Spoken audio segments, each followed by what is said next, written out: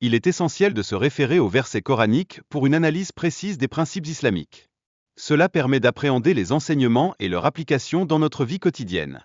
Par ailleurs, le lien entre l'islam et la sociologie humaine met en lumière comment les enseignements islamiques éclairent les structures sociales et les comportements humains, évitant ainsi les erreurs du passé.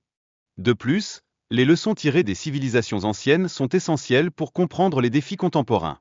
Ces enseignements coraniques nous aident à naviguer dans les complexités du monde moderne. Il est intéressant de noter qu'il existe une inimitabilité dans le Coran qui le distingue des miracles. Ainsi, son contenu peut être apprécié et compris par tous, quelle que soit leur croyance. En outre, le Coran décrit des comportements à éviter, notamment les attitudes d'incrédulité et le rejet de l'existence de Dieu, des mises en garde d'une grande importance. Il importe également de méditer sur les versets coraniques dans notre contexte moderne.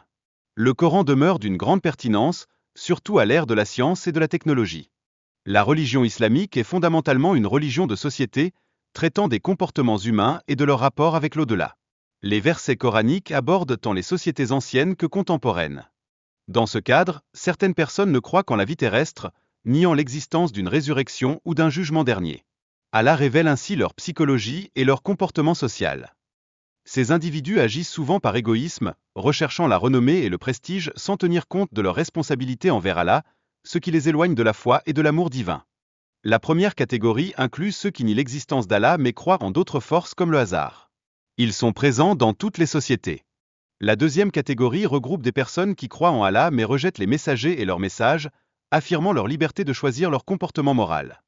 La troisième catégorie, quant à elle, reconnaît Allah comme créateur mais ne croit pas aux révélations ni aux messagers. Ces personnes ne sont pas considérées comme des croyants authentiques. Ces individus rejettent la reconnaissance du prophète Mohammed et contestent son statut de messager, se moquant de ceux qui croient en son message. Depuis 14 siècles, Allah a mis en lumière l'existence de ces sceptiques, qui continuent d'émerger dans toutes les sociétés, y compris parmi les musulmans. Dans de nombreux pays, une majorité des gens ne croient pas en l'islam et ridiculisent son message, illustrant ainsi l'opposition persistante à la foi musulmane. Il est donc essentiel de reconnaître qu'il existe 4 catégories de personnes au sein des sociétés musulmanes. Il est impératif de ne pas tomber dans leur piège et de rester vigilant. Chaque individu a le droit de vivre, qu'il soit croyant ou non. Seul Allah est habilité à juger et à demander des comptes. Enfin, le changement doit commencer par soi-même et non par autrui. Si les individus ne changent pas intérieurement, Allah ne modifiera pas leur situation.